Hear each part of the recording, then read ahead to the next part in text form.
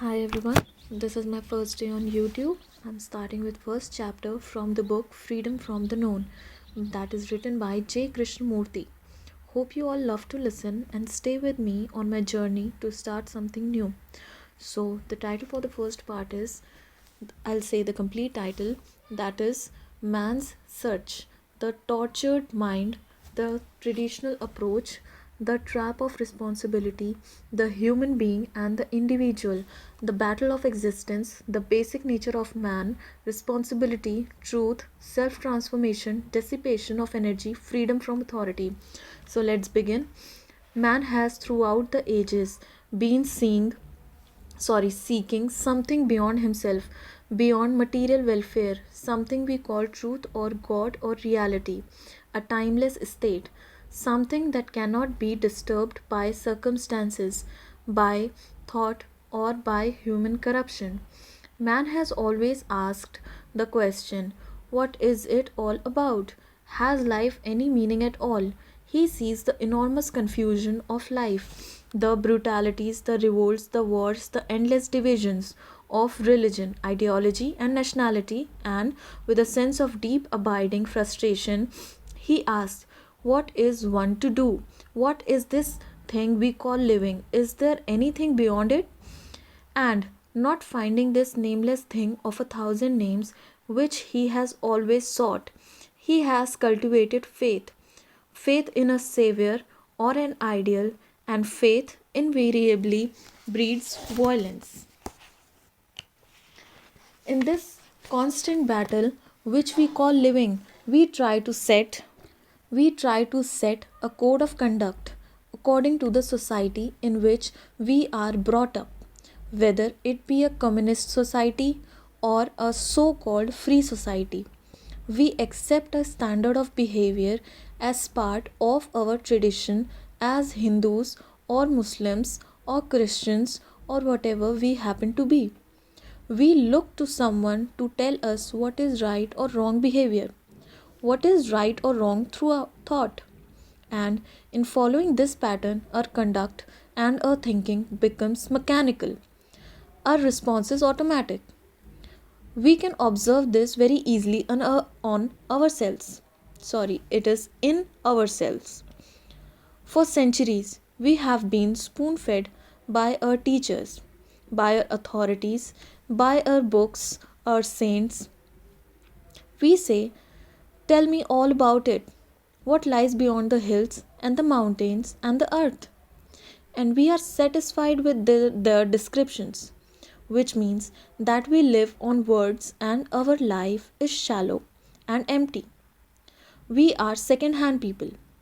We have lived on what we have been told, either guided by our inclinations or tendencies or compelled to accept by circumstances and environment.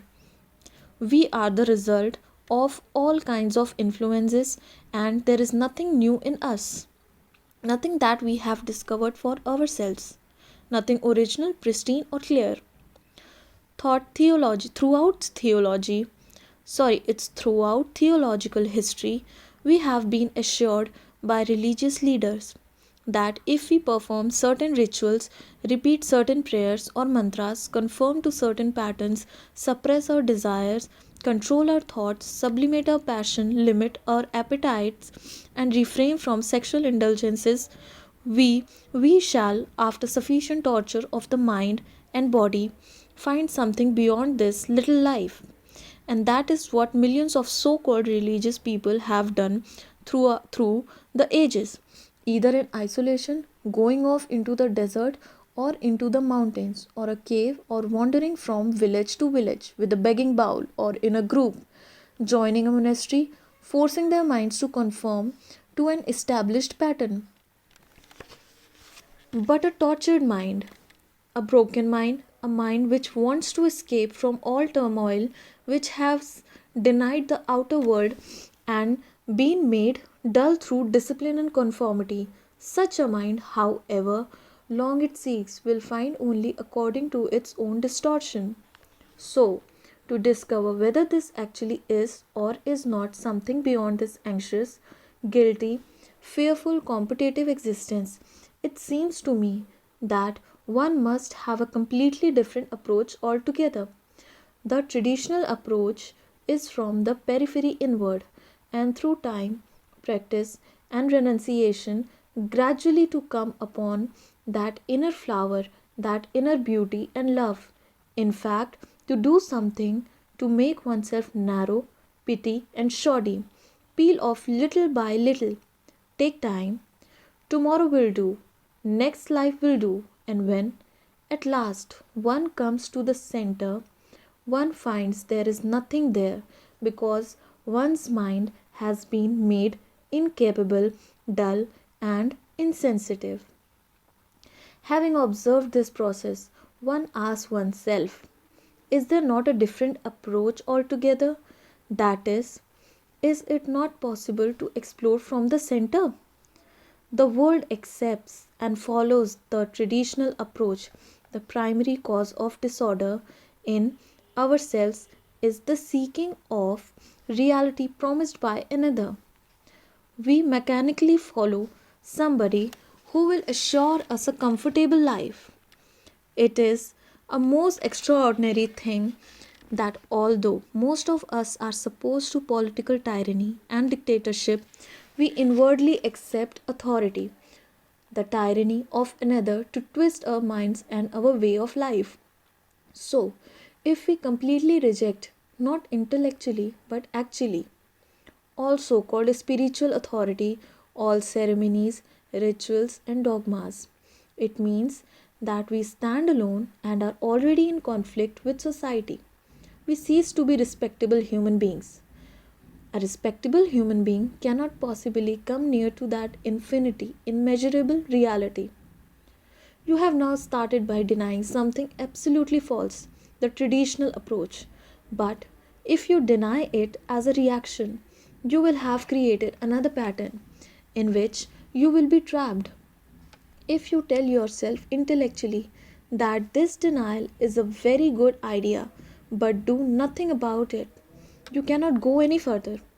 If you deny it, however, because you understand the stupidity and immaturity of it, if you reject it with tremendous intelligence because you are free and not frightened, you will create a great disturbance in yourself and around you, but you will step out of the trap of respectability. Then you will find that you are no longer seeking. That is the first thing to learn, not to seek. When you seek, you are really only window shopping. The question of whether or not there is a God, or truth or reality, or whether you like to call it, can never be answered by books, by priests, by philosophers, or saviors. Nobody and nothing can answer the question but you yourself, and that is why you must know yourself. Immaturity lies only in total ignorance of self. To understand yourself is the beginning of wisdom. And what is yourself? The individual you. I think there is a difference between the human being and the individual. The individual is a local entity living in a particular country, belonging to a particular culture, particular society, particular religion. The human being is not a local entity. He is everywhere. If the individual merely acts in a particular corner of the vast field of life, then this action is totally unrelated to the whole. So, one has to bear in mind that we are talking of the whole, not the part. Because in the greater, the lesser is, but in the lesser, the greater is not. The individual is the little conditioned, miserable, frustrated entity, satisfied with his little gods and his little tradition, whereas a human being is concerned with the total welfare, the total misery, and total confusion of the world.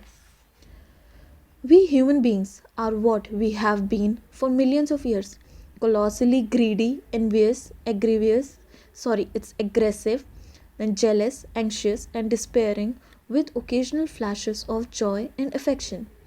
We are a strange mixture of hate, fear, and gentleness.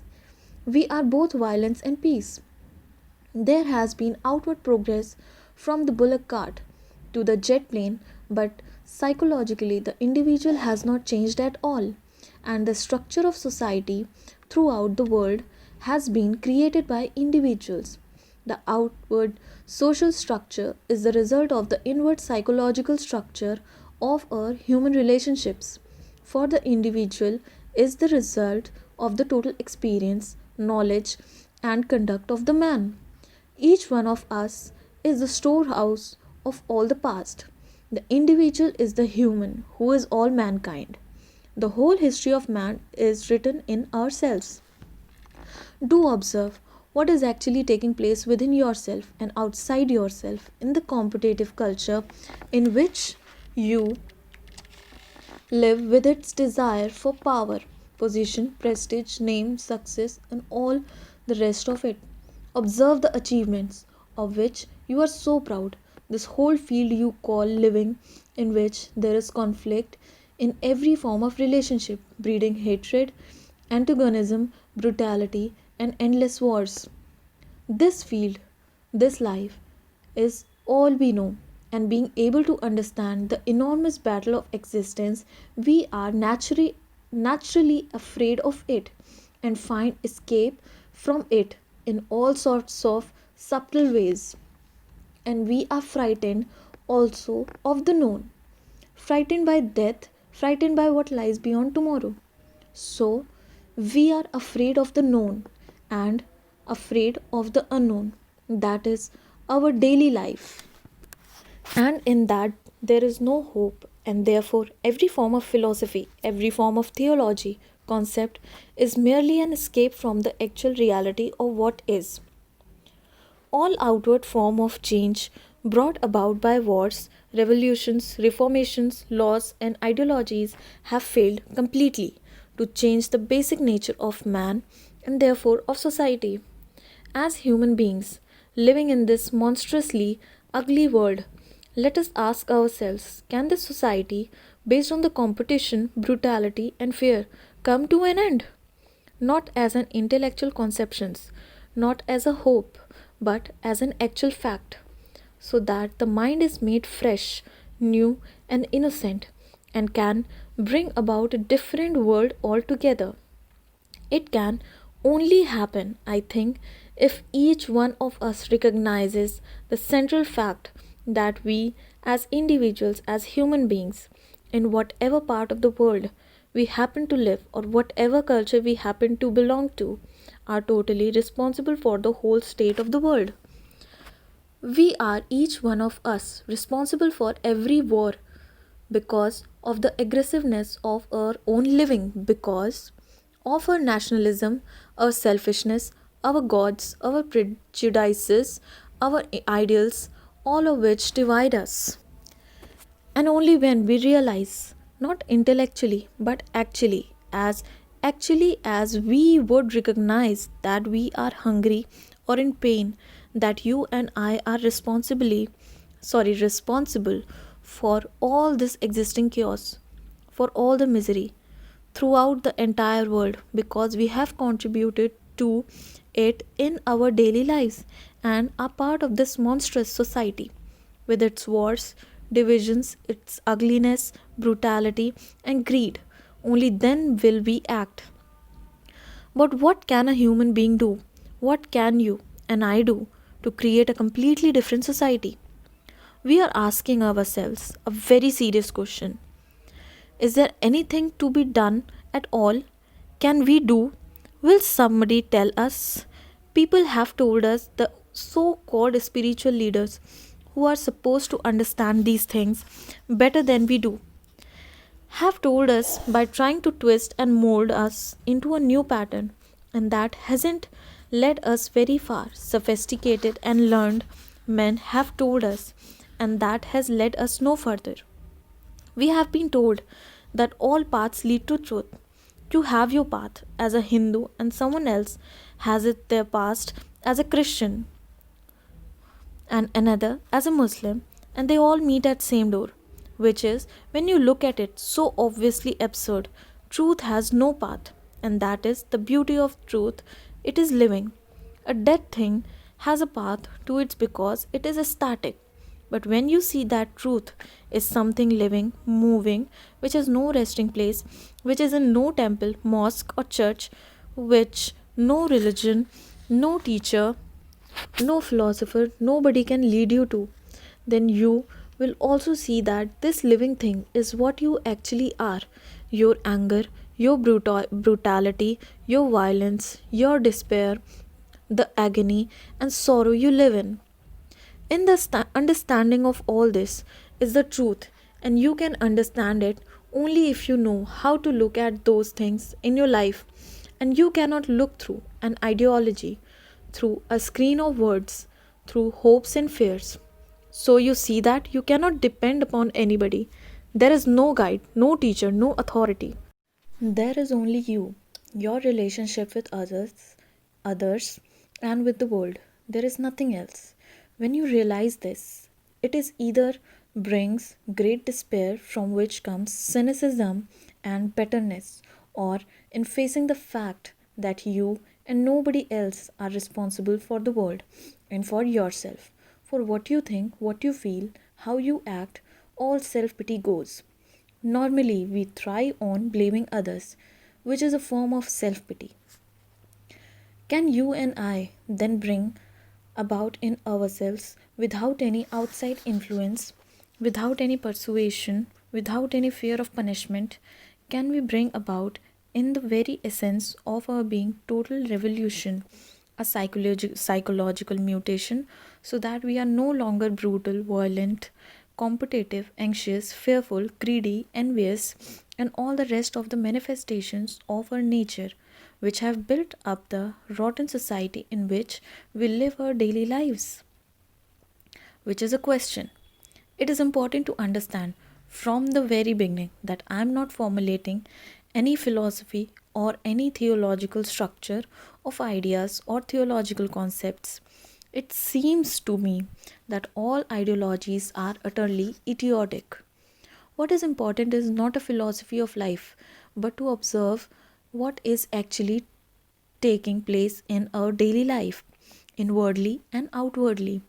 If you observe very closely what is taking place and examine it, you will see that it is based on an intellectual conception, and the intellect is not the whole field of existence.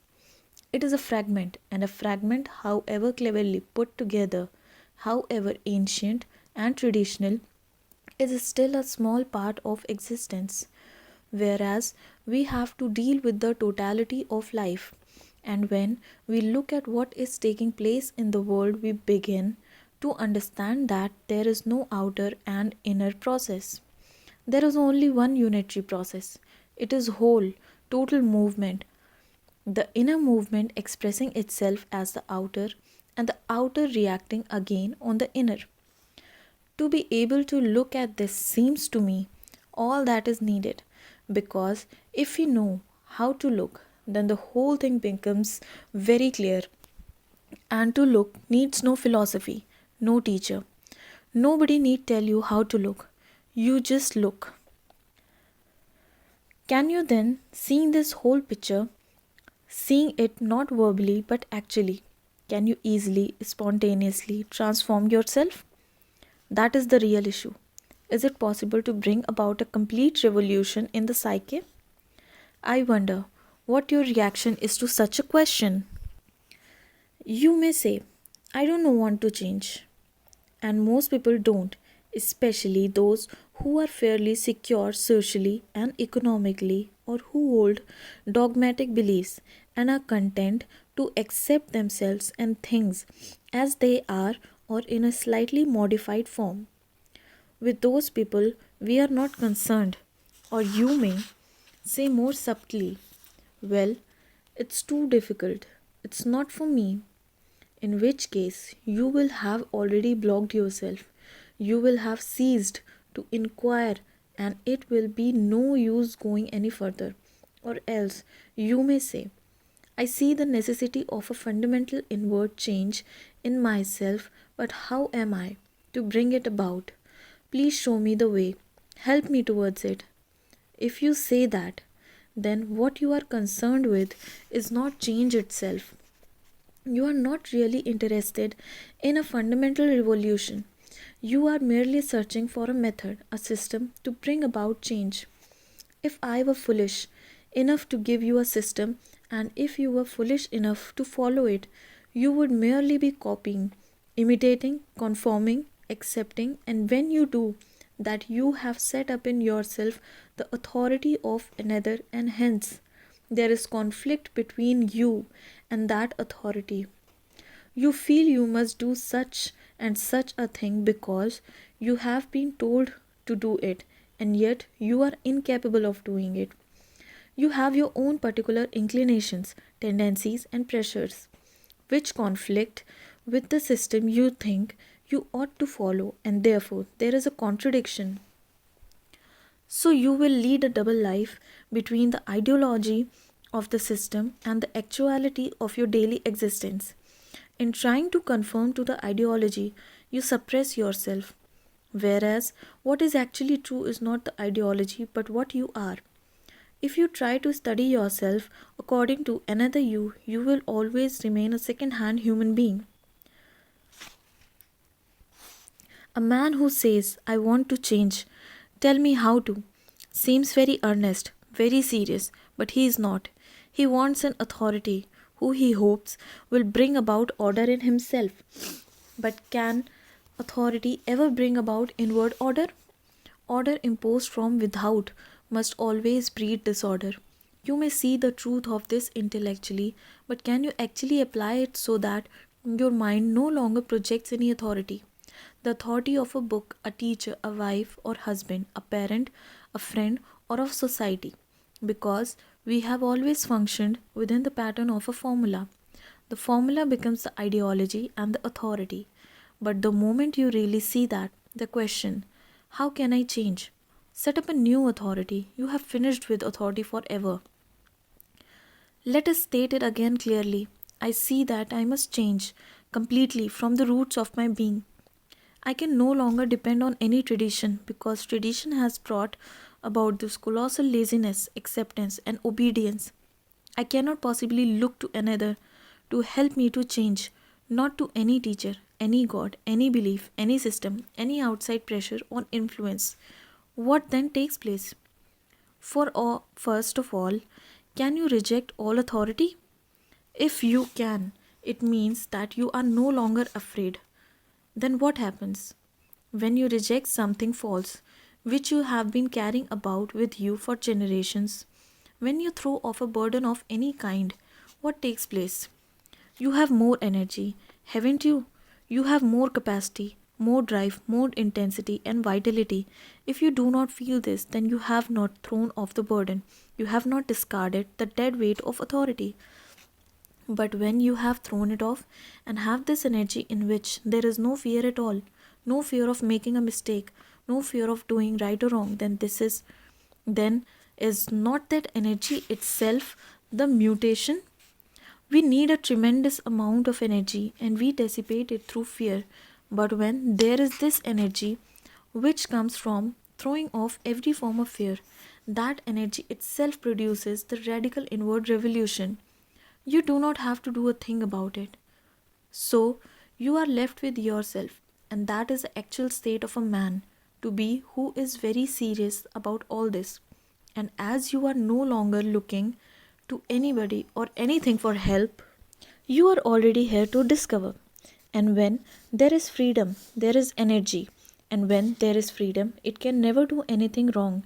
Freedom is entirely different from revolt. There is no such thing as doing right or wrong. When there is freedom, you are free. You are free, and from the center you act. And hence, there is no fear, and a mind that has no fear is capable of great love. And when there is love, it can do what it will. What we are now going to do, therefore, is to learn about ourselves, not according to me or to some analyst or philosopher, because we can learn about ourselves according to someone else. We learn about them, not ourselves. We are going to learn what we actually are. Having realized that we can depend on no outside authority in bringing about a total revolution within the structure of our own psyche. There is an immensely greater difficulty of rejecting our own inward authority, the authority of our own particular little experience and accumulated opinions, knowledge, ideas, and ideals. You had an experience yesterday which taught you something, and what it taught you becomes a new authority. And that authority of yesterday is as destructive as the authority of 1,000 years. To understand ourselves needs no authority either of the yesterday or of 1,000 years, because we are living things, always moving, flowing, never resting. When we look at ourselves with the dead authority of yesterday, we will fail to understand the living movement and the beauty and quality of that movement. To be free of all authority of your own and that of another is to die to everything of yesterday, so that your mind is always fresh, always young, innocent, full of vigor and passion.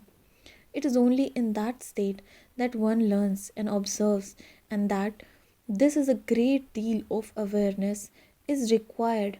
Actually, awareness of what is going on inside yourself without correcting it or telling it what it should or should not be. Because the moment you correct it, you have established another authority, a censor. So now we are going to investigate ourselves together, not one person explaining while you read, agreeing or disagreeing with him as you follow the words on the page, but taking a journey together, a journey of discovery into the most secret corners of our minds. And to take such a journey, we must travel light. We cannot be burdened with opinions, prejudices, and conclusions. All that old furniture we have collected for the last 2,000 years and more. Forget all you know about yourself. Forget all you have ever thought about yourself. We are going to start as if we knew nothing. It retained last night heavily, and now the skies are beginning to clear. It is a new fresh day. Let us meet that fresh day as if it were the only day. Let us start on our journey together with all the remembrance of yesterday left behind and begin to understand ourselves for the first time. Thank you so much for listening the first chapter of the book. Let's continue in the next video with the second part. Thank you.